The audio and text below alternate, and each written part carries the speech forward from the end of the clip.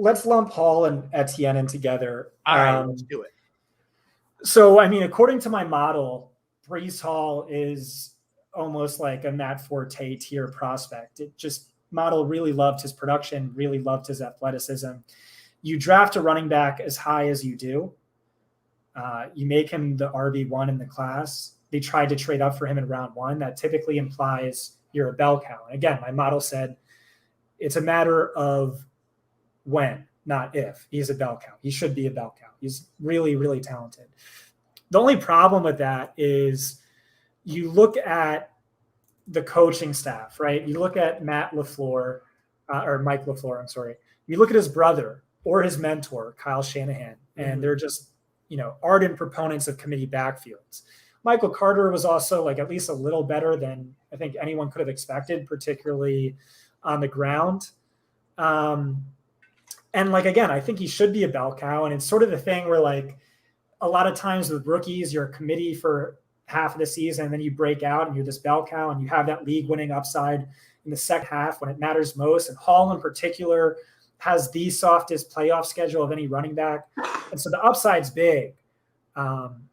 Granted, maybe that means you're better off fading him in drafts and then trying to trade him mid-season when his owner gets impatient. But to me, I don't know. I kind of don't know that he is a bell cow. I think he should be, and that's the concern. And then Etienne, it's kind of the same thing. My model liked Hall more, but again, I liked Etienne more than my model. I thought he had massive upside. And there's just like significantly lesser volume. He has a James Robinson with the Achilles, which scares the crap out of me. We'll get to that with Akers. Otherwise, like Snoop Connor, is he someone who concerns you? He's not really someone who concerns me. You could talk about Doug Peterson's history of typically running out a committee backfield. But again, Mekhi Sargent, Raquel Armstead, he has an immediate rapport with his quarterback. Yeah. And this offense should be significantly better without, the worst head coach in the history of NFL head coaches. And I like the player. There's no competition as I see it. And I should love it. This is what Graham keeps saying. Like, you should love Etienne. You're the bell cow guy. And I just sort of don't. I have him RB16, so I have him ahead of Hall. But maybe I should have him higher. He's someone I can't get a read on. And so I don't know. Maybe I'm waiting for more reports out of camp. But he's RB16. Hall's RB18. I would love to hear your thoughts on both of them. Yeah, I'll start with Hall there. I don't have a great read on either of these guys too, so it was really helpful to hear a lot of those things you just cited.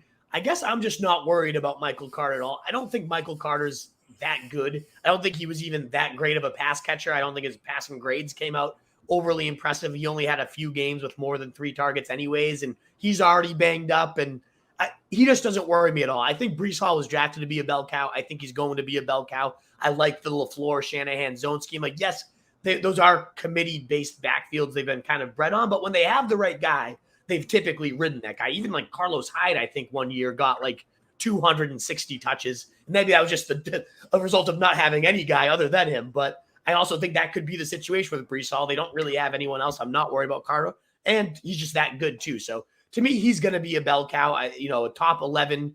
They ranked number 11 in PFF's 2021 grades. That was without Becton playing all year. So if he does return, maybe a top 7 line potentially if they all hit their ceiling. They're young. So a lot of times you read a lot of stats about how lines need some time to gel and really get together with, especially the zone blocking scheme, to build that chemistry. So I could see the line taking another step forward. It could certainly go backwards too, but I like them to take a step forward as a line. They did rank top 7 in running back targets with 170.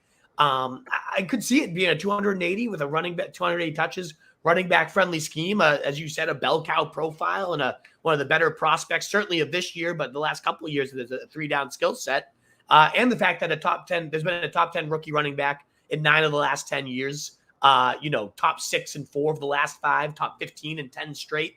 So to me, like, if there's going to be a number 1 rookie running back to continue that trend of top 15 and 10 straight, it's certainly going to be Breece Hall. 90% have been top 10. Like, it's going to be Breece Hall. I'm not drawn to too many of the other rookies whether it's their situations or talent. Seems like a pretty weak class. So to me, Breece Hall is going to keep that trend going and be at least top 15, in my opinion. So I like Breece.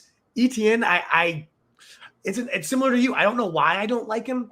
A lot of the smartest analysts that I love, and he's got that profile, the pass catching chops and big scoring ability, the rapport with Lawrence. Like everybody that I follow seems to like him, and I want to like him too. He's been the star of training camp. So they're saying right now he has the pre-established rapport, as you alluded to. I don't know. The Achilles thing, which we'll talk about with Akers, I know there's no way to avoid it. So if that does truly eliminate Robinson, then my concerns would evaporate. Something about Robinson, though, like the overused, terrible expression of, he's got the dog in him, but like he just like from day one, whether it was coming in and just dominating like he did, to the fact that he's even not on the PUP right now, like if there's somebody that's just going to be like, no, Achilles injury doesn't matter to me, it seems like a guy like him. Like he's just an absolute nose of the grindstone. He's going to overcome the odds. So maybe it's him. Maybe they just, as you cited, like Peterson does typically love committees. I don't know who else it would be. It doesn't feel good. I don't really have a good reason against it, especially the way he's shining.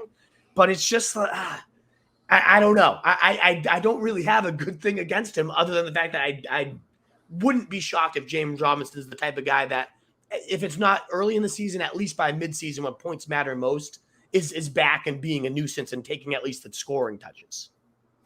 I mean, Peterson definitely does strike me as the sort of like stubborn type. I don't think he deserves a lot of credit for the Super Bowl win. I really think Frank Reich was the true mastermind. So I can see him being a fake sharp, stubborn, we're going to give James Robinson 10 touches, even though he's averaging 2 yards per carry.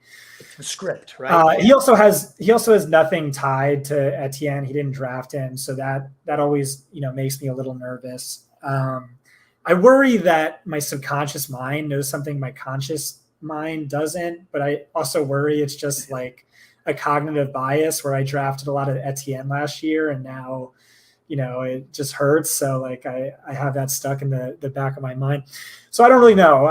Again, I'm going to read YouTube comments. So if you guys have any comments for me, but if I hate Cam Akers, which I do, I should hate James Robinson for the same reason and love Etienne. But let's get to your number 19 and wrap this list up. Hour 2 is where we get to the fantasy subconscious, Scott. This is where we dive into the real deeps. What does Freud have to say about running back threes and all that? Yeah, no, I love it. But no, yeah, I don't have a great reason against him. There was one other clip I did want to bring up with him. I think his name's PT Jeff Miller or Jeff Mueller, something like that. He tweeted out a video of like Etienne bursting down the sidelines. Looks explosive, looks good, but then he like zoomed in and it was a physical therapist on the way he was running and like how his feet were kind of like bow-legged. And he's like, no wonder this guy's having foot concerns when he's running this style. And it sounds like that like goes back to his college days. He's always kind of had this weird running style. And I don't know if that's something you ever unlearn or like how that works, but that's another thing that you might want to take a look at. Like given the fact that he had a foot injury and then he has this weird, it was something at least to note. So I can send you that one too, if you're interested. Please do. Yeah. What is up, you fantasy wolf? Thanks so much for tuning in. If you haven't already, share your thoughts in the comments, check out some more videos, and join the newest Wolfpack by subscribing below.